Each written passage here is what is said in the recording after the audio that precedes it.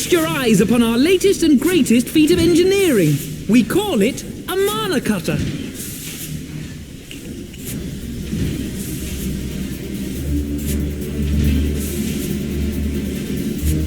After you put down Gaius, Wedge and me struck out on our own for a bit, and started work on the successor to the tiny Bronco.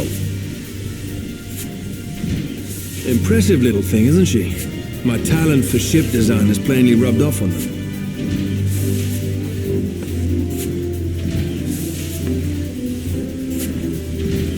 They've adapted the principles of corrupted crystal technology and constructed a mechanism which converts ether from its surroundings into elemental wind.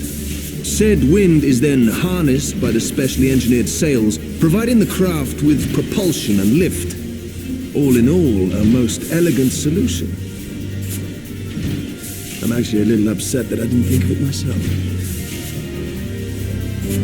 The design does, however, come with one small flaw. The energy conversion ratio's bloody awful. To generate enough power to get you off the ground, you need to be in an area awash with predominantly wind-aspected ether. In other words, there are a few places you can fly, lots of places you can't. The new Ishgardian airship hasn't left the boys much time for tinkering, meaning it may be a while before this particular project takes off, if you'll forgive the pun.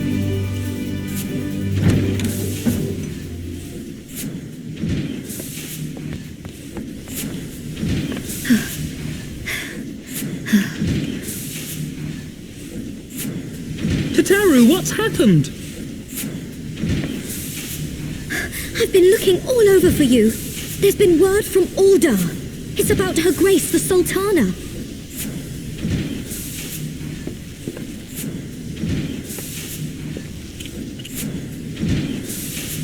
It seems you're required elsewhere. Leave the mana cutter with us. We'll see that she's airworthy and suitably equipped to slice through those winds.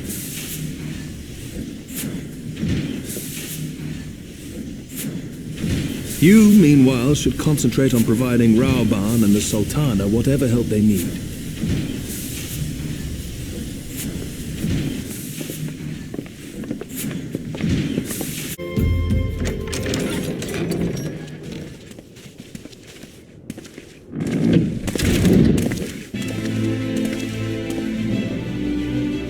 Thank you for coming. No thanks are necessary, General. I trust your recuperation continues apace. I cannot complain. Thanks to Higiri and her ministrations, I've regained much of the strength I lost during my imprisonment.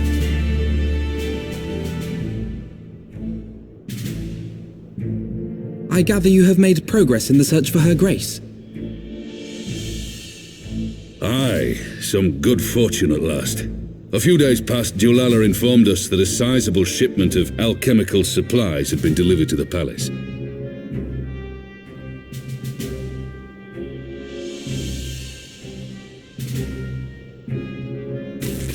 With Papa Shan's assistance, I set out to ascertain the source and nature of the shipment. My inquiries led me to Frondale's frontistery.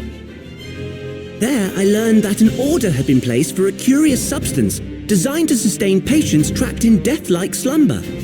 An invention of the former head alchemist, apparently. A death-like slumber? This cannot be a coincidence. It lends some weight to Julala's claims, aye. Her Grace is likely somewhere within the palace, abed but alive. Before making any attempt to extricate the Sultana, however, it seemed prudent to learn what manner of substance was used to induce her torpor. To that end, I made inquiries as to the whereabouts of the one most like to have administered it. The lady-in-waiting, Meriel. We sent for you as soon as we learned of her location. All that remains is to apprehend the woman. We shall find our cat's paw in the Silver Bazaar. But we must tread carefully. The market is not the bustling place it once was, and someone is sure to mark our coming. Should they inform the monetarists, we'll have a fight on our hands.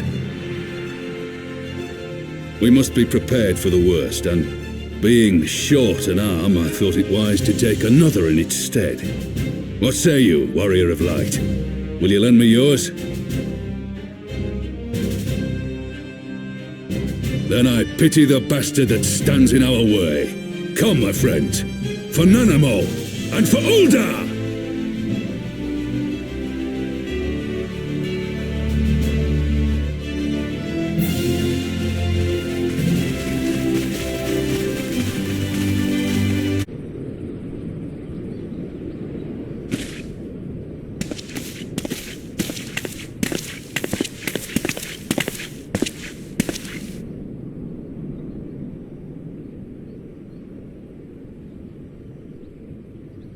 You are Meriel, the Sultana's former lady-in-waiting?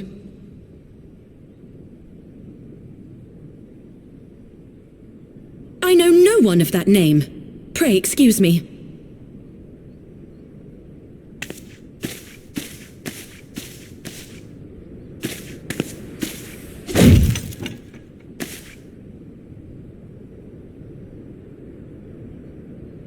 General Alden!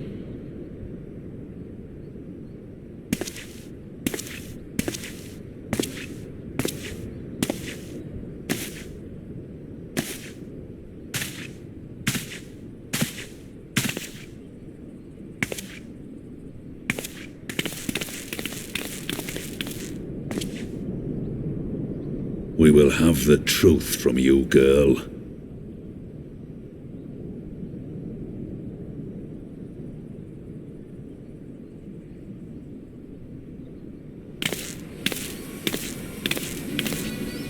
Mayhap it would be better coming from me.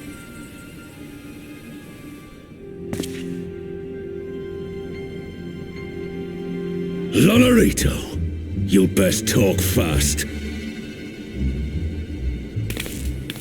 As you know, Teleji Adeleji's Cartano reclamation bill was no more than a facade, a means to get his grubby little hands on that Allagan monstrosity Omega. When he learned of Nanamo's intention to abdicate, however, he was forced to amend his plans. Suddenly, assassination seemed the most promising way to further his ambitions. I am told Teleji had discovered a maid in whose veins ran the blood of House Thorn, a new, more pliable puppet to sit the throne. 'Twould have caused an uproar, of course, but few could have contested her claim.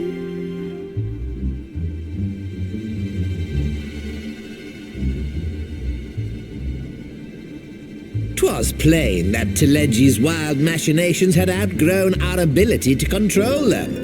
So I decided to usurp his scheme and left the fool to seal his own demise. And what of Nanamo? Oh, I have no desire to harm her grace. 'Twould profit me little to destabilize our government. Thus did I employ young Meriel here to administer a potent sleeping potion in place of a poison.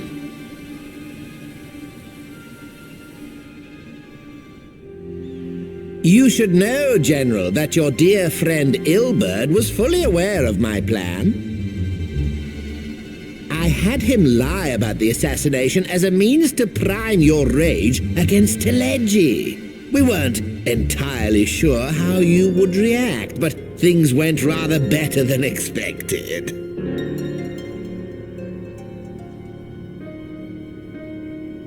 You conniving little worm! You had your claws in the Crystal Braves before their first recruit had sworn to serve! But of course, when a new game begins, 'tis only prudent to have a piece on the board. Ilberd was mine. Truth be told, a significant proportion of the Braves' initial endowment was also mine. With such large sums moving about, 'twas a rather trifling matter to disguise my own contribution.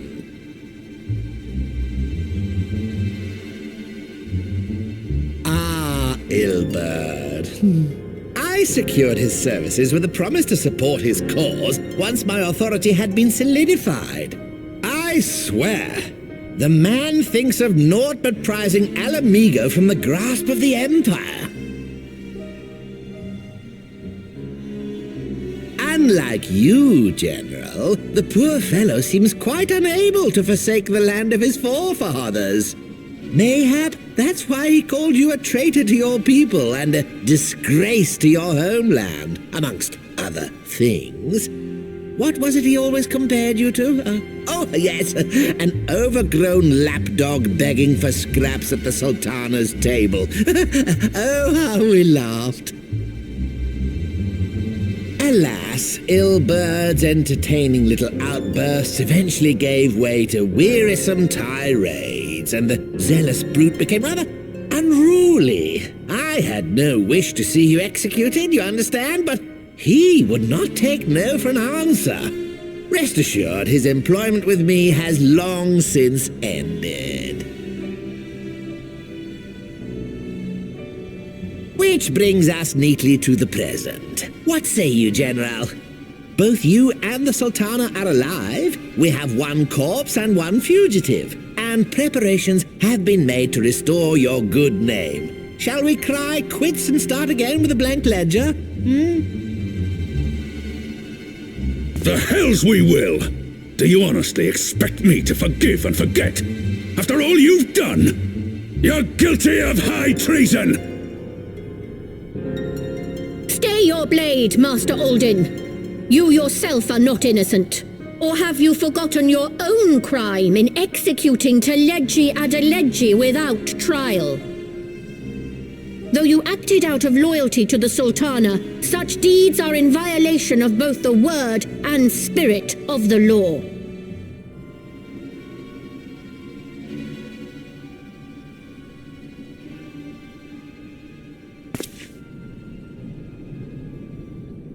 If you would, Lord Lolorito?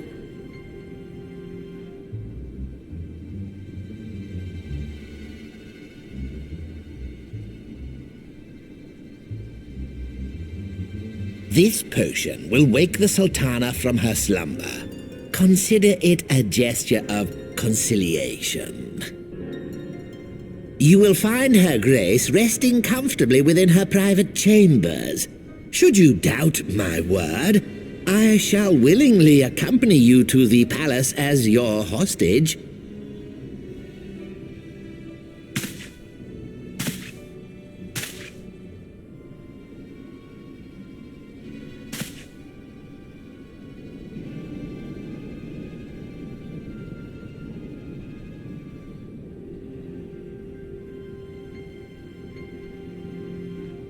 I like not your motives, Lolorito. But you saved the Sultana's life, and for that, you have my gratitude.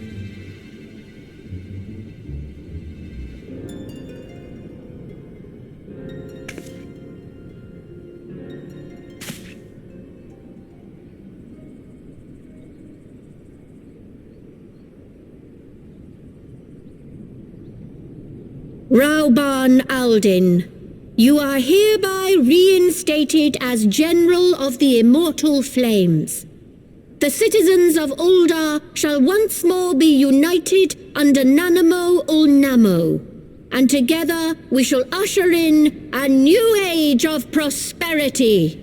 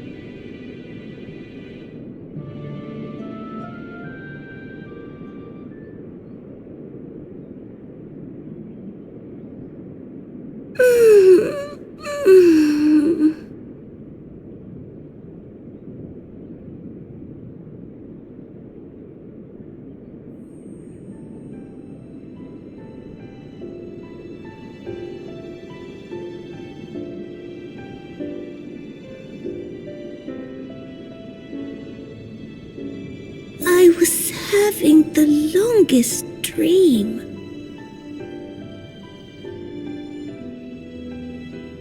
"'Tis time to wake up, Your Grace. Another day begins in Thanalan, and the sun blazes bright upon the sands.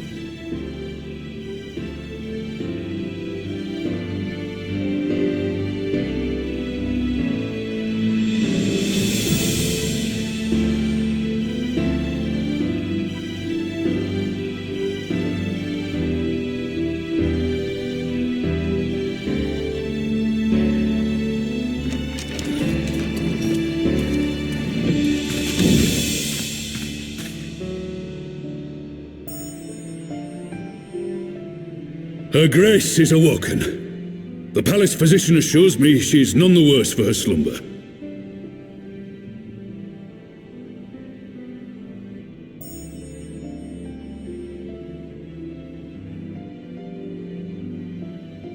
I believe Her Grace will soon resume her plans to place the government of Ul'dah into the hands of its citizens.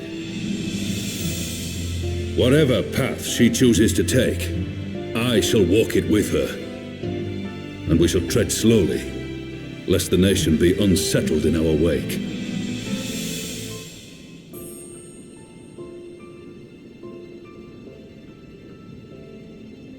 Her Grace's compassion is a shining beacon to us all. But what our city truly thrives upon is competition. 'Tis in the struggle against our rivals that opportunities are seized and fortunes made. And with the Empire on the offensive once more, now would hardly seem the time to turn our system of government upon its head. Are you privy to new intelligence, my lord?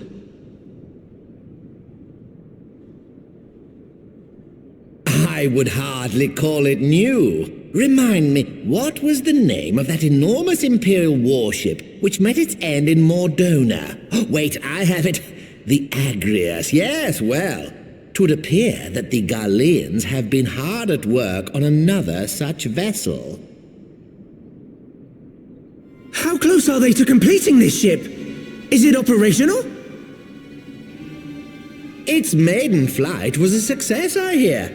I should imagine Emperor Varys is eager to see how it performs in battle. My lords and ladies, I move that it is time to repair the damage caused by Teleji Adeleji and prepare our great nation to repel the Empire once more.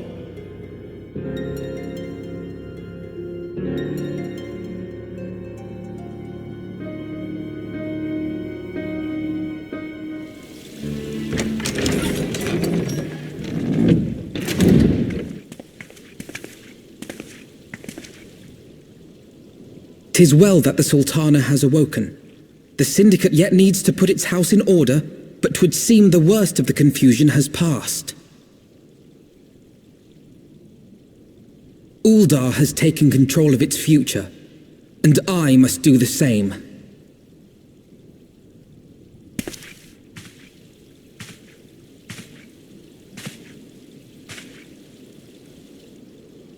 I have decided to disband the Crystal Braves. Among the recruits, there were those who supported our Order's goals and convictions with all sincerity. 'Tis my hope that these loyal men and women will choose to remain our allies in the battles to come. As for those who sided with the traitor, Ilberd, they shall be hunted down and held to account for their crimes. It is my earnest hope that they will surrender themselves peaceably when the time comes, though I think it unlikely. My all-conquering Crystal Braves. The model army meant to pave the way for a single unified Grand Company of Eorzea. That so high an ideal should be brought so low. I need not tell you how deeply the betrayal stung me. Yet I see now that it was mine own naivety and pride which allowed the Braves to fall prey to corruption. As ever, it is to your own shining example that I turn for inspiration. Like you, I mean to stand firm in the face of hardship and give mine all for the cause.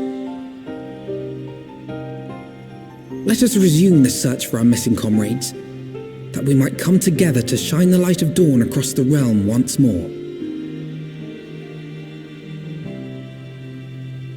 The role of Crystal Brave Commander suited me ill, and I shall play it no longer.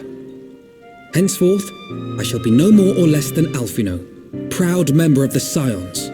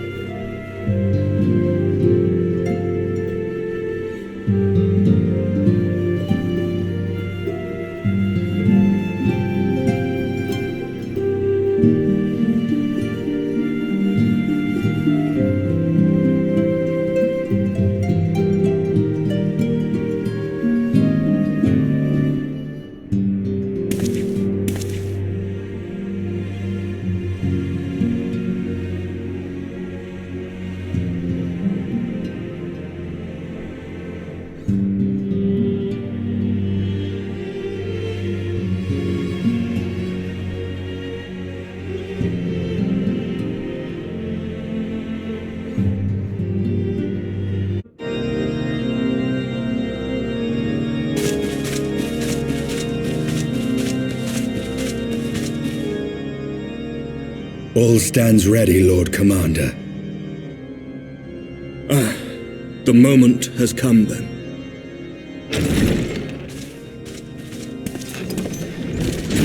Pray excuse my lateness. I paid a brief visit to the workshop to inquire about the mana cutters. The engineers assure me that they're ready.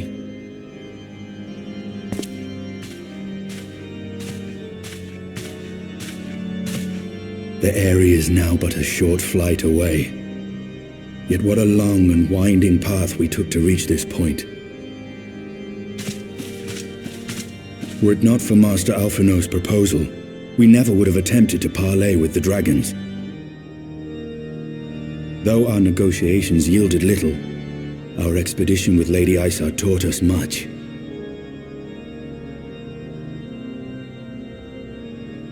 You took an unimaginable risk. I could scarce believe the tale Estinian told. Aye. 'Tis true that many of our countrymen would sooner die than join hands with the heretic's mistress. But 'twas through that most unlikely of alliances that we came to speak with Hraesvelgr. A conversation that went rather poorly, as I recall.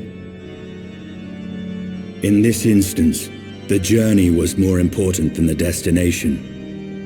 Had we not slain Nidhogg's consort, Tiaman, and put the Great Worm on his guard, the Dravanians would have arrived at Ishgard's walls long ago. Aye, that they would. Full grateful am I for every hour of respite your actions have afforded us. Thanks to you, our defenses are much improved. 'Tis but a pity they won't be enough.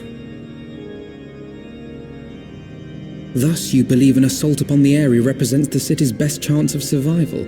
Is that not so, Estinian?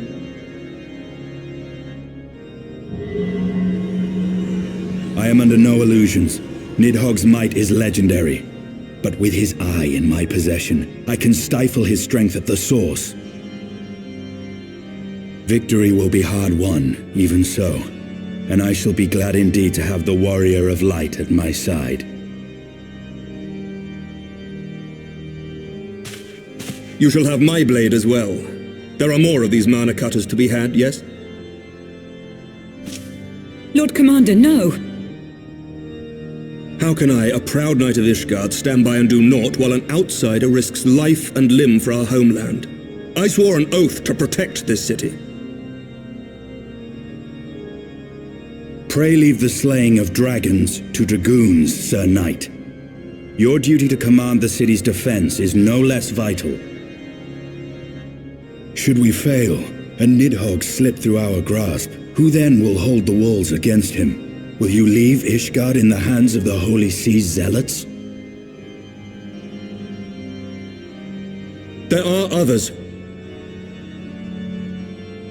Who but you has the authority and the standing to orchestrate a city-wide defense?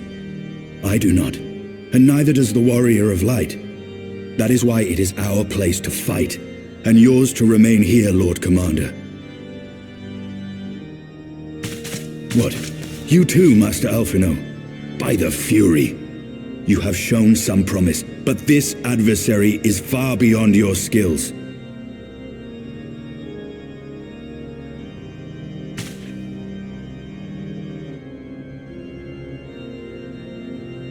Your candor is appreciated, Sir Dragoon.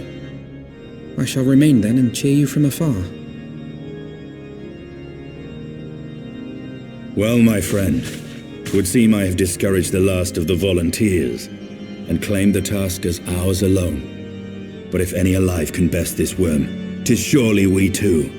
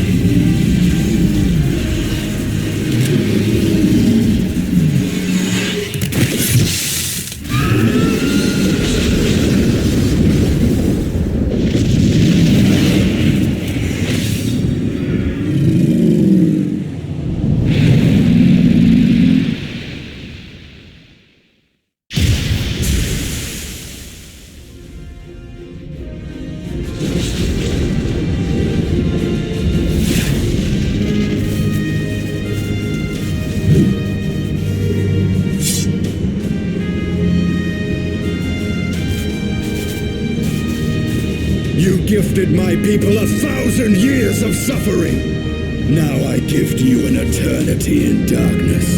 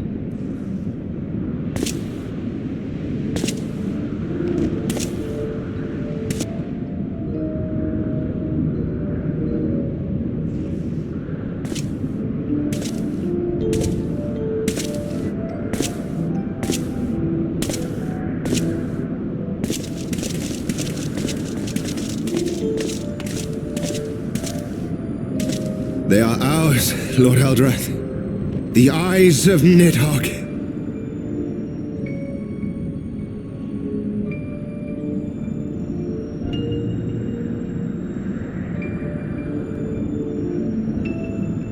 Aye. The worm lies broken and my father is avenged. With the wellspring of his vitality thus denied him, Nidhogg shall not linger long in this world. But behold the terrible price we have paid. My sire is dead. So many brother knights slain. We traded our honor for the strength which now courses in our veins, and still we are forced to make such sacrifice. But not in vain, my lord. Hraesvelgr is the only great worm left in Dravania, and he dares not leave his lair. With Nidhogg's eyes in your possession, who now can challenge the might of Ishgard, ascend the throne, and take your rightful place as the ruler of our people?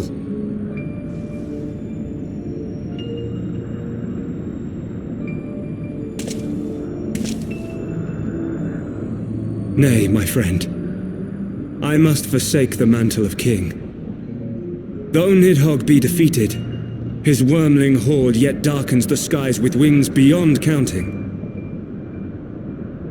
As one who partook of Ratatoska's strength, it shall be my penance to bear a knight's arms until death grants me leave to retire. When that day comes, no prince shall perish, but a hell's-bound hunter of dragons. But Lord Haldreth, what then shall become of the royal line? Think of your people, my lord. Without a king, who will the common man turn to in his hour of need? How will he find his way without your benevolent hand to guide him? I thank you, Sir Flavian and Sir Silvertrill, for dispelling my remaining doubts. With men of such wisdom and compassion in service to the realm, it is plain that Ishgard has no need of a king. But if you must bow to the demands of tradition, you need look no further than yourselves for one worthy to wear the crown.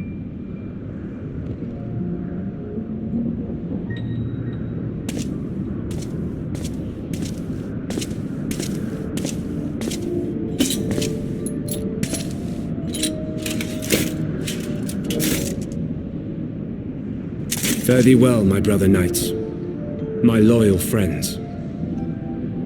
On these shoulders shall I bear the weight of my father's sins.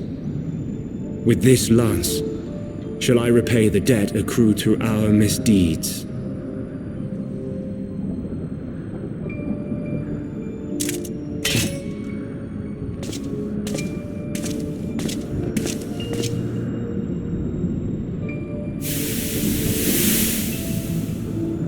What cruel jest has fate played upon us? Have we seized this desperate victory only to lose a king? We can but act as our lord has bid. We few who remain must divide between us the rulership of Ishgard and her people.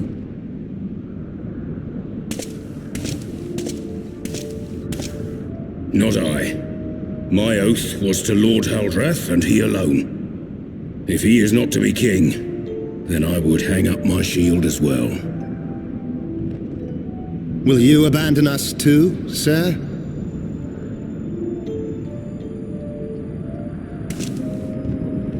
I would wash my hands of blood and betrayal and take up an honest trade. Mayhap I shall serve ale instead of sharpened steel.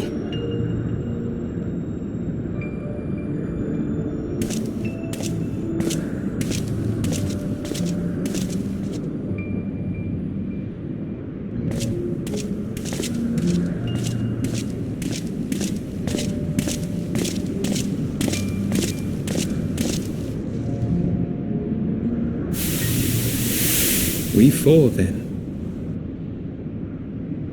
Fortin, Heilenat, Dirinder, and Zemail.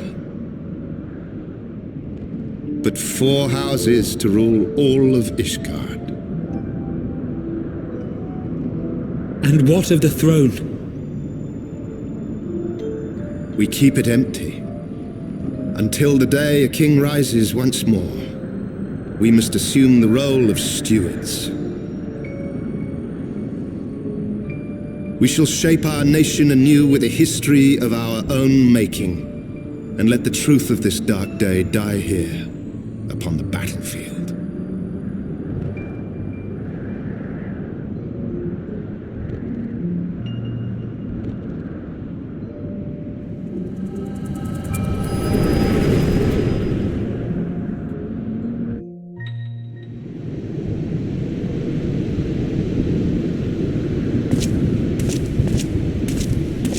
What ails you, friend? Are you wounded?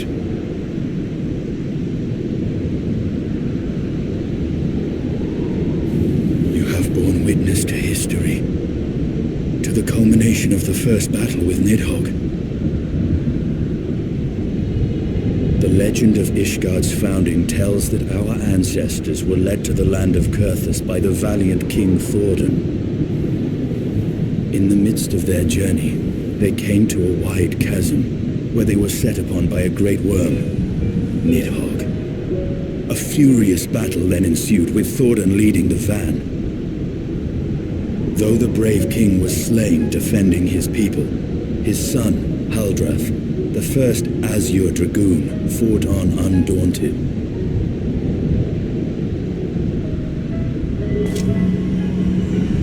And with a mighty thrust of his lance, he gouged out Nidhogg's eye, forcing the wicked creature into retreat.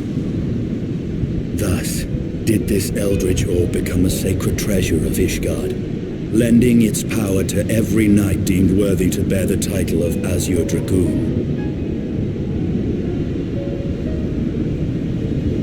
A rousing tale, is it not? Would that I could still believe it. your vision, which we must accept as immutable truth, leaves no room for doubt, save on one point. If Huldreth took both of Nidhogg's eyes, then how came this eye to be lodged in the worm's skull?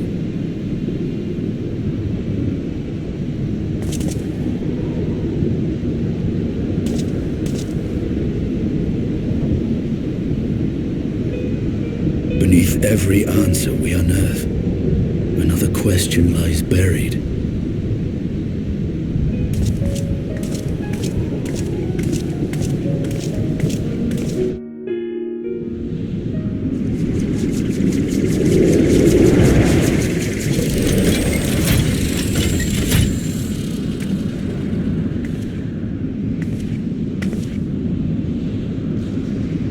'Twas a fierce battle, but one I knew we would win. Your fame is well deserved, warrior of light. Full proud am I to have fought at your side. I would fain return with all swiftness to Ishgard to inform the Lord Commander of our triumph.